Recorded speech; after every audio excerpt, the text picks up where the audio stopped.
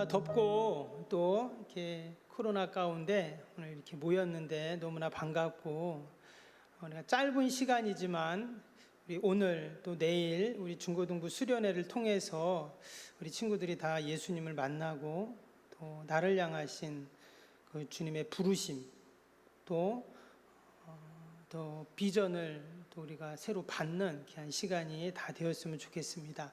우리 핸드북 다 받았죠? 핸드북 한번 볼까요? 없는 분 다 있죠? 다 받았죠? 거기 보면 이번 우리 중고등부 수련회 주제가 뭐죠? 영어로 되어 있는데 같이 읽어봅시다. 시작. 리바이벌 스타트. 리바이벌 스타트입니다. 무슨 뜻인지 알죠? 나로부터 시작되리 이렇게 썼는데, 리바이벌이라는 말이 뭡니까? 다시금 시작하는 걸 리바이벌이라 그러잖아요. 그래서 다시금 스타트, 시작하자, 이제 이런 의미입니다. 우리 친구들이 이번 우리 중고등부 수련회를 통해서 이 리바이벌 스타트, 나로부터 시작되리라는 이 주제가 어떤 의미가 있는지를 꼭 발견하는 시간을 가졌으면 좋겠습니다. 한 장 넘기시면 우리 수련회 일정표가 나와 있죠?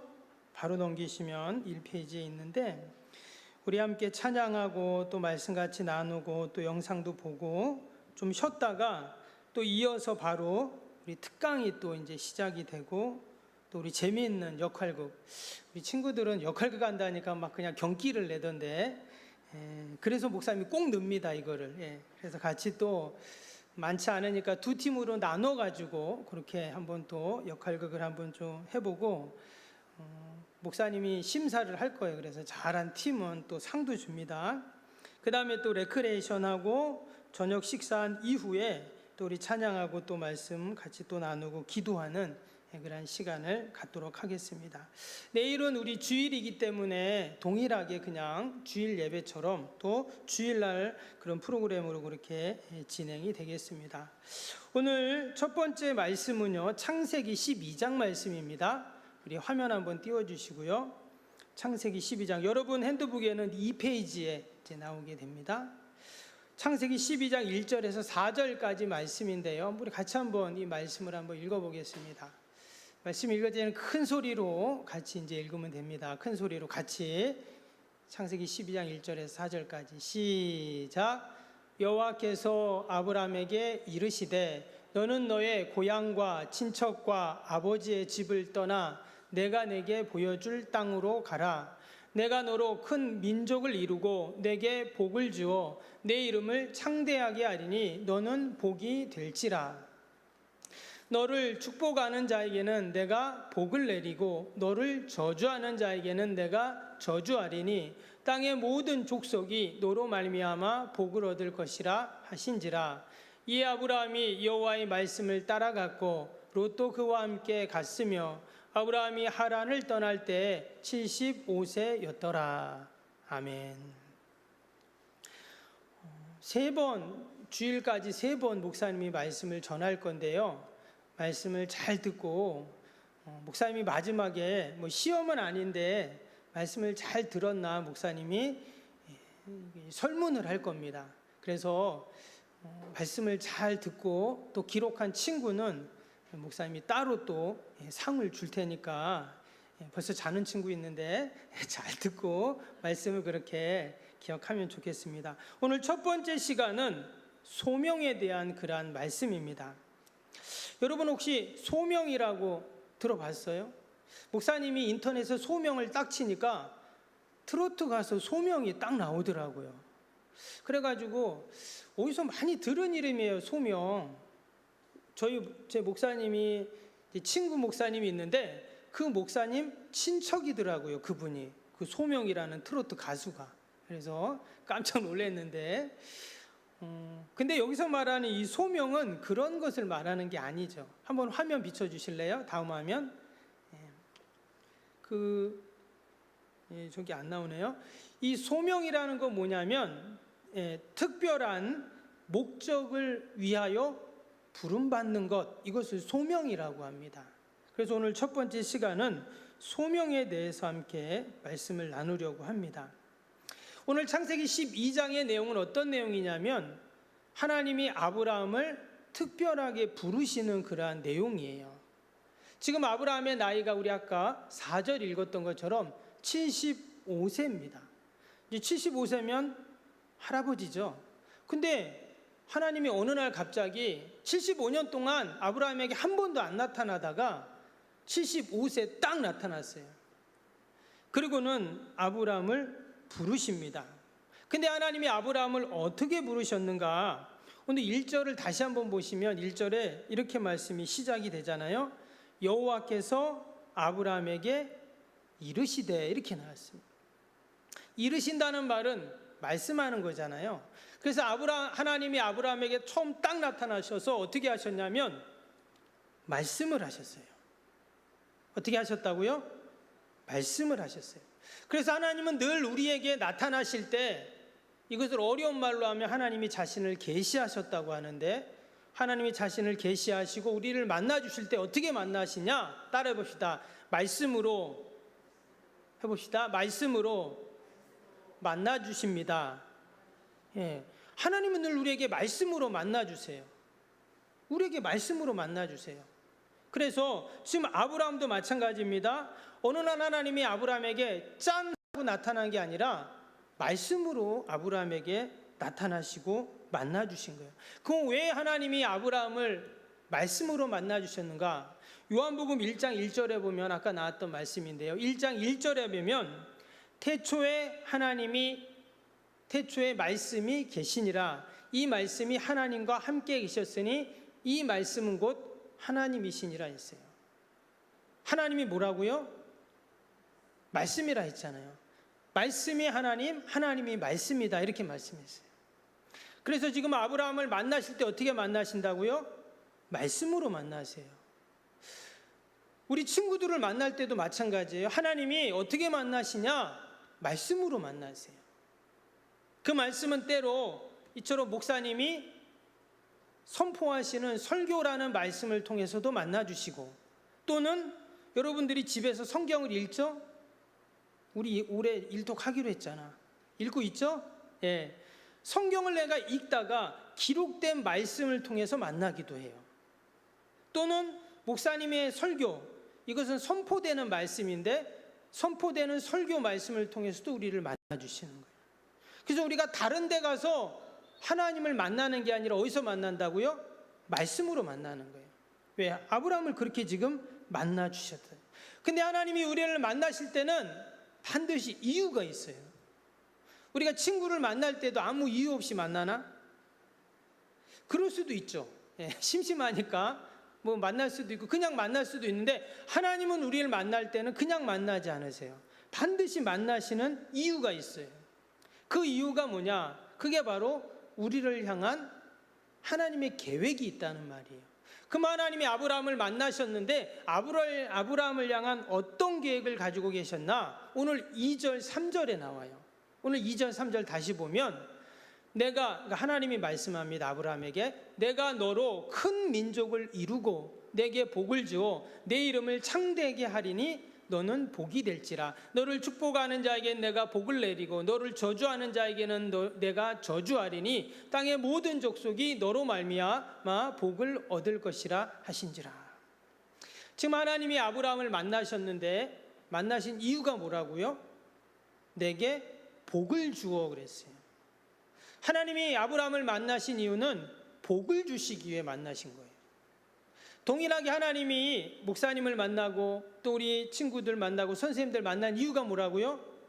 복을 주시기 위해서예요. 그 복이 어떤 복이었냐? 아브라함에게는 보니까 복이 너는 이름을 창대하게 하리니 너는 복이 될지라. 이 말은 복의 근원이 될지라 이런 말이에요. 그리고 그 앞에는 뭐라고 했어요? 너로 큰 민족을 이루고 그랬죠. 하나님께서 아브라함을 큰 민족으로 만들어 주시기 위해서 그를 만나셨다는 거예요. 원래 오늘 1절에 보면 아브라함의 이름이 뭡니까? 아브람이라고 되어 있죠. 여러분 원래 아브라함의 이름 뭐예요? 아브람입니다. 원래가. 나중에 아브라함으로 바뀌어요. 목사님이 예전에 그 교회에 친구가 있었는데, 그때도 중고등부 친구였는데, 그 친구가 이렇게 얘기를 하다가 성경이 아브라함을 이야기하니까 그 친구는 아브라함 링컨을 생각하더라고요. 그래서 링컨인 줄 알아요. 링컨을 얘기하는 줄 알더라고요. 예. 근데 링컨이 아니라 아브라함이라는 사람이 성경에 있어요. 이제 아브라함 링컨은 그 성경에 나오는 이 아브라함의 이름을 따서 어떻게 해요? 아브라함 링컨이라고 지은 거예요. 예. 아브라함은 성경의 인물입니다. 근데 원래 이름이 뭐라고요? 아브람이에요. 람. 아브람이라는 뜻은 뭐냐면 높은 아버지 이런 뜻이에요. 이 말은 위대한 아버지 이런 뜻이에요. 여러분들 아버지는 다 어떤 아버지예요? 여러분 집에 있는 우리 아버지는 다 위대한 아버지입니다. 왜 그럴까요? 나를 낳아주셨잖아. 나를 지금까지 키워주셨고. 어떤 친구는 아침에 학교 가야 되는데 엄마가 막 깨웠대요. 그랬더니 야, 학교 가야지 일어나 그랬더니 갑자기 자다가 에이씨 이랬다는 거예요. 엄마한테. 그럼 될까요? 될까요? 안 될까요? 안 되죠. 예. 왜? 부모님은 나를 존재하게 하신 분이잖아요. 때문에 부모님은 다 위대한 거예요.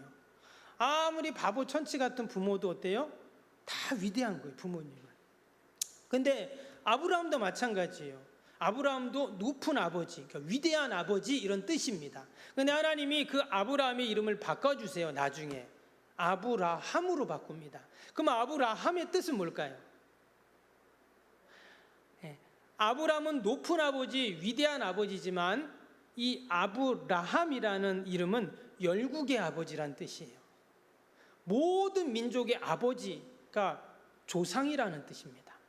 여러분 위대한 아버지가 더 멋있어요? 열국의 아버지가 더 멋있어요? 여러분 열국의 아버지가 더 멋있잖아요. 왜? 조상이 되니까. 그래서 우리가 아브라함을 믿음의 조상이라고 그렇게 이제 말을 하는 거예요. 왜 하나님이 아브라함을 아브라함으로 바꿔주셨냐? 아브라함을 향한 하나님의 놀라운 계획과 뜻이 있었기 때문이었습니다. 그래서 아브라함이 하나님이 자신을 향한 그 계획과 놀라운 뜻을 이루기 위해서 그가 해야 할 일이 있었는데 오늘 1절 말씀해 보니까 이렇게 말했어요. 여호와께서 아브라함에게 이르시되 너는 너의 고향과 친척과 아버지의 집을 떠나 내가 내게 보여줄 땅으로 가라. 하나님이 아브라함을 열방의 아버지로, 모든 민족의 아버지로, 믿음의 조상으로 탁 삼아주시는데 그런 놀라운 이제 사람이 되는데 그러기 위해서 아브라함이 해야 할 일이 있었어요. 뭐라고요? 고향, 친척, 아버지 집을 떠나가지고 새로운 땅으로 가야 되는 거예요. 근데 지금 아브라함의 나이가 4절에 몇 살이라 그랬어요? 75세라 그랬어요. 아브라함은 지금으로부터 3500년 전 사람입니다. 그러면 어때요? 완전히 고대인이잖아요. 이런 고대인이 여러분 뭘 떠난다, 고향을 떠난다, 집을 떠난다, 또 75세인데 고대 사회에는 이것은 불가능한 일입니다. 목숨을 건 일이에요. 그런데 아브라함이 어떻게 할까요? 이제 이어지는 말씀에 보면 아브라함이 그 주님의 말씀대로 그가 떠나게 됩니다. 목사님이 아까 소명에 대한 얘기를 잠깐 했는데 바로 소명이라는 게 이런 거예요.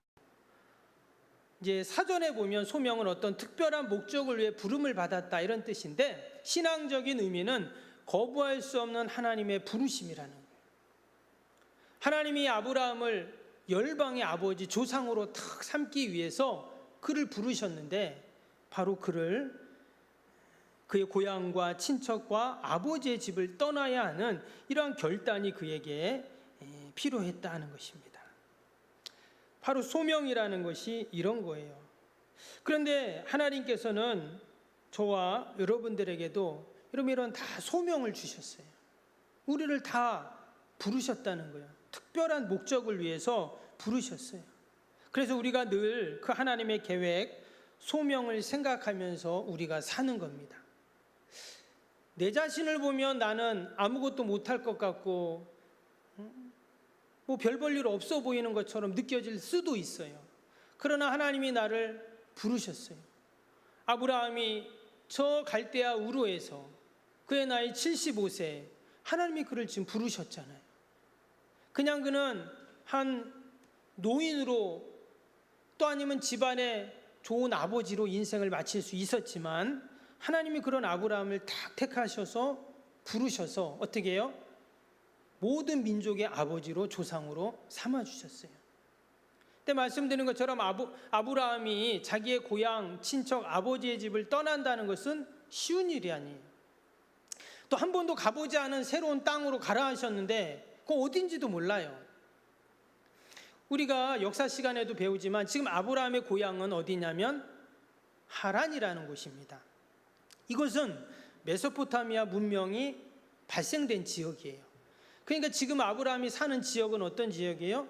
충분히 살기에 좋은 땅이었단 말이에요. 그리고 그는 일평생 달의 신을 섬기는 우상을 섬기는 사람이었어요. 왜냐? 그의 아버지 데라가 우상을 만드는 사람이었기 때문에.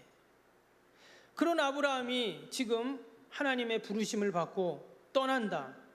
이 쉬운 일이 아니잖아요. 그럼에도 불구하고 아브라함이 그 하나님의 소명 앞에 순종하면서 나아갔을 때 하나님께서 아브라함을 모든 민족의 아버지로 삼는 이런 놀라운 복을 받게 되었다라는 것입니다. 만약에 아브라함이 그 부르심에 순종하지 않았다면, 그 소명에 순종하지 않았다면 어떻게 됐을까요? 그러면 이스라엘 민족은 없었겠죠. 한 사람의 순종이 그 소명의 부르심에 따라가는 것이 한 민족을 만드는 놀라운 역사를 이루었다는 거예요. 하나님은 나를 향하신 놀라운 계획을 갖고 계십니다. 우리 옆에 있는 친구에게 한번 이렇게 말해 봅시다. 선생님하고도 얘기해도 괜찮아요. 하나님은 아무개를 향한 놀라운 계획을 가지고 계십니다. 한번 해봅시다. 안 어렵죠? 한번 해보세요. 해봐. 하나님은 아무개를 향하신 놀라운 계획을 가지고 계십니다. 시작. 하나님은 우리 사랑을 향한 놀라운 계획을 가지고 계십니다. 하나님은 우리 상하기를 향하신 놀라운 계획을 가지고 계십니다.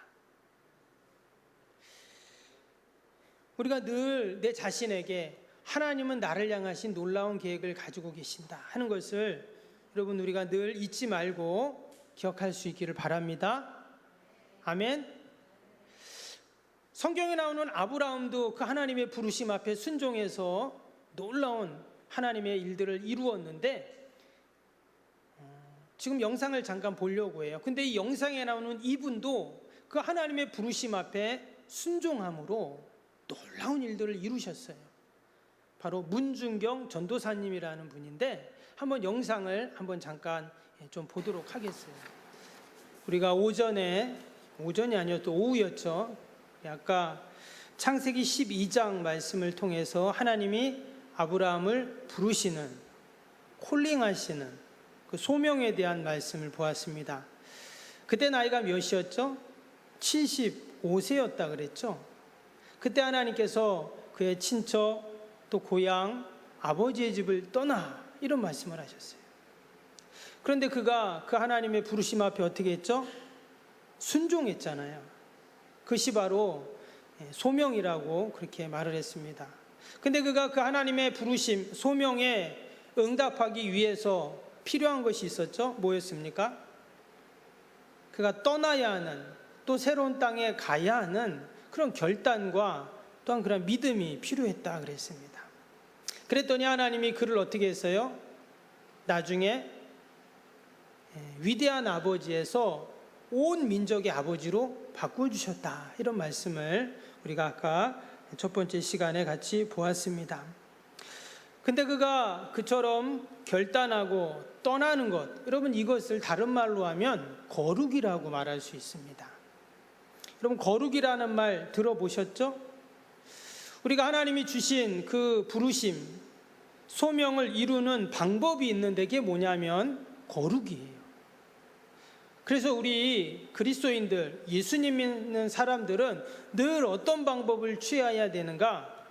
따라해 봅시다. 거룩. 해보세요. 거룩. 예, 거룩이라는 방법을 우리는 행해야 된다라는 겁니다. 하나님께서 그 부르심에 순종하는 거룩으로 나아가는 자에게 하나님이 복을 주시죠. 어떤 복을 주실까요? 일단 뭐 큰 민족을 이룬다 그러고 또 복의 근원이 되는 복을 주셨는데 그것만 주시는 게 아니에요. 오늘 읽은 말씀 앞에 보면 그 2절, 6절 말씀 한번 볼까요? 화면 한번 띄워주세요. 거기 보면 이런 말씀이 나옵니다. 아브라함에게 가축과 은금이 풍부하였더라. 또 6절에 보면 그 땅에 그들이 동거하기에 넉넉하지 못하였으니 이는 그들의 소유가 많아서 동거할 수 없었음이니라. 지금 아브라함이 원래 살던 동네에서 어떻게 새로운 땅으로 갔다 했죠. 그래서 하나님이 지시하신 땅으로 갔습니다. 근데 그 땅에 갔는데 말 그대로 나그네잖아요. 그리고 고향을 떠나서 새로운 곳에 왔는데 어떻게 했다고요? 가축과 은, 금이 풍부했다 이랬어요. 소유가 많았다 그랬어요. 어떻게 이렇게 가능했냐? 하나님이 복을 주셨기 때문이에요. 그래서 하나님의 부르심 앞에 그 소명을 이루는 자들에게 하나님은 어때요? 복을 주신다는 거예요. 아멘. 예. 여기서 말하는 가축, 은, 금이라는 것은 단순히 재산이 많아졌다 이런 의미가 아니에요. 당시에 가축과 은금이라는 것은 뭐 재산기도 하지만 그의 삶의 지평입니다. 하나님이 막 넓혀주시는 거예요. 일단 자기 고향에서부터 왔잖아요. 더 넓은 새로운 땅으로 하나님이 그를 인도하시고 가축도 은금도 소유도 많아지는 이런 복을 주셨다라는 것입니다. 근데 그 이유가 뭐라고요? 그 부르심, 소명에 순종했더니 하나님이 이러한 복을 주셨습니다. 근데 그 소명을 이루는 방법이 뭐라고 했어요? 거룩이다 이런 말씀을 드렸어요. 그래서 하나님 앞에 소명대로 새로운 땅을 향해 말씀에 순종하는 것도 거룩이지만 오늘 말씀을 보면 오늘 창세기 13장에 거룩이 뭔지를 잘 보여주고 있어요. 여기 보니까 지금 아브라함이 가축 은금이 풍부해졌다 했죠. 그런데 여기에 또 한 사람이 나오게 됩니다. 누가 나오냐면 6절 7절 다시 보시면 다음 화면 보여주실래요? 보면 그 땅이 그들이 동거하기에 넉넉하지 못하였으니 이는 그들의 소유가 많아서 동거할 수 없음이니라. 그러므로 아브라함의 가축의 목자와 롯의 가축의 목자가 서로 다투고 또 가나안 사람 브리스 사람도 그 땅에 거주하였는지라. 여기 보니까 롯이라는 사람이 나왔어요. 이 롯은 누구냐면 아브라함의 조카입니다. 아브라함이 갈대아 우르를 떠날 때 어떻게 해요? 같이 왔잖아요. 같이 왔는데 아브라함이 복을 받으니까 누구도 복을 받았냐면 그냥 덩달아 따라왔던 롯도 복을 받았어요. 그래서 롯도 부자가 된 거예요. 근데 시간이 지나니까 어떻게 돼요? 아브라함의 그 목자와 롯의 목자들이 서로 다퉜다는 거예요. 왜? 목초지 때문에. 당시에는 양이나 염소나 이런 것들을 그들이 목축업을 했는데 당연히 그 지역은 이 초지가 목초지가 많지 않았기 때문에 이것 때문에 서로 다투는 그런 일이 생긴 거예요. 이때 아브라함이 어떻게 했을까요? 이어지는 8절에 보니까 아브라함이 롯에게 이르되 우리는 한 친족이라 나나 너나 내 목자나 내 목자나 서로 다투게 하지 말자. 아브라함은 어떤 문제를 만났을 때 그 문제와 갈등을 어떻게 풀었을까요? 평화로 풀었어요. 이게 바로 거룩인 거예요. 이게 하나님이 기뻐하시는 방법이에요. 지금 아브라함은 삼촌이란 말이죠. 그 다음에 조카 롯은 누구 때문에 복을 받았어요? 아브라함 때문에 복을 받았어요. 그럼 아브라함이 뭐라고 해야 돼요? 조카, 네가 네 목자들 잘 돌봐가지고 이런 다투는 일 없게 해야지 왜 이런 일, 불미스러운 일이 생기게 하냐? 하면서 호통을 칠 수도 있잖아요. 근데 아브라함은 그렇게 안 했어요. 아브라함이 한 일은 뭐예요? 9절을 봅니다. 9절에 내 앞에 온 땅이 있지 아니하냐. 내가 떠나라. 나를 떠나라. 내가 좌하면 나는 우하고 내가 우하면 나는 좌하리라. 이게 무슨 말일까요? 아브라함이 롯에게 선택권을, 결정권을 먼저 준 겁니다. 그러면 롯은 어떻게 했어요? 롯은 그 다음 말씀 한번 보여주실래요? 10절에 이런 말씀이 나옵니다. 이에 롯이 눈을 들어 요단 지역을 바라본즉 소알까지 온 땅에 물이 넉넉하니 여호와께서 소돔과 고모라를 멸하시기 전이었으므로 여호와의 동산 같고 애굽 땅 같았더라. 12절에는 아브라함은 가나안 땅에 거주하였고 롯은 그 지역의 도시들에 머무르며 그 장막을 옮겨 소돔까지 이르렀더라. 여기에 보면 하나의 단어가 계속 반복이 돼요. 그 단어가 뭐냐면 땅이라는 단어예요. 롯이 지금 눈을 들어 뭘 봤어요? 요단 지역을 바라봤습니다. 근데 거기에 보니까 물이 넉넉해요. 물이 넉넉하다는 말은 목초지가 많다는 말이겠죠? 그래서 롯이 어디를 선택해요? 나는 저기로 가겠습니다. 이렇게 말을 했어요. 여호와의 동산 같고 애굽 땅 같은 물이 넉넉하고 목초지가 좋은, 양이나 염소를 키우기 좋은 곳을 먼저 딱 선택을 한 거예요. 여러분, 롯이 어때요? 똑똑해요? 안 똑똑해요? 똑똑하잖아, 그죠? 지금 가축을 키워야 되는데 목초지가 있어야 되는데 똑똑하지. 아브라함은 어때요? 아브라함이 이제 선택권을 줬으니까 안 좋은 땅을 선택할 수밖에 없는 거죠. 선택할 것도 없죠. 그냥 거기 있는 거죠. 근데 우리가 이렇게 보면 롯은 똑똑한 것 같고 현명한 것 같고 지혜로운 것 같고 아브라함은 바보 같은데, 희한한 건 뭐냐면 롯은 눈을 들어 그랬어요. 육적인 눈으로만 땅을 바라본 거예요. 근데 아브라함은 어땠어요? 아브라함은 믿음의 눈을 뜨고 바라본 거예요. 그래서 믿음의 눈을 뜨고 바라보는 것이 바로 거룩이다라는 말이에요. 그러면 왜 아브라함은 믿음의 눈을 뜨고 바라봤을까요? 아브라함이 머문 그 땅은 어떤 땅이냐면 하나님 앞에 예배드리는 땅이었어요. 다른 말로 하면 하나님이 계신 땅이에요. 다음 말씀 한번 보여주실래요? 다음 말씀 보면 3절에 내가 네게부에서부터 길을 떠나 베델에 이르며 베델과 아이 사이 곧 전에 장막 쳤던 곳에 이르니 그가 처음으로 제단을 쌓은 곳이라 그가 거기서 여호와의 이름을 불렀더라. 또 18절에도 이 아브라함이 장막을 옮겨 헤브론에 있는 마물의 상수리 수풀에 이르러 거주하며 거기서 여호와를 위하여 제단을 쌓더라. 지금 아브라함이 머문 땅은 어떤 땅이에요? 하나님께 예배를 드렸던 땅이잖아요. 즉 그는 어디를 선택했냐? 눈에 보기에 좋은 땅을 선택한 것이 아니라 하나님이 계신 땅, 예배의 땅을 그는 선택했다는 거예요. 이게 바로 거룩이에요. 그러면 이후로 어떤 일이 생겼을까요? 목초지가 있고 물이 넉넉하고 좋은 땅을 선택했던 그 조카 롯과 목초지도 없고 그냥 벌판인 그 땅, 근데 하나님께 예배를 드렸던 땅, 그 땅을 선택한 아브라함, 그럼 결과가 어떻게 됐을까요? 그 결과는 창세기 14장에 나옵니다. 14장에 어떤 일이 생기냐면 이 조카 롯이 거했던 그 소돔과 고모라 땅에 어마어마한 전쟁의 소용돌이가 몰아칩니다. 결국 어떻게 됐을까요? 결국 이 조카 롯이 갖고 있었던 모든 소유를 다 잃어버리고 전쟁 포로로 끌려가는.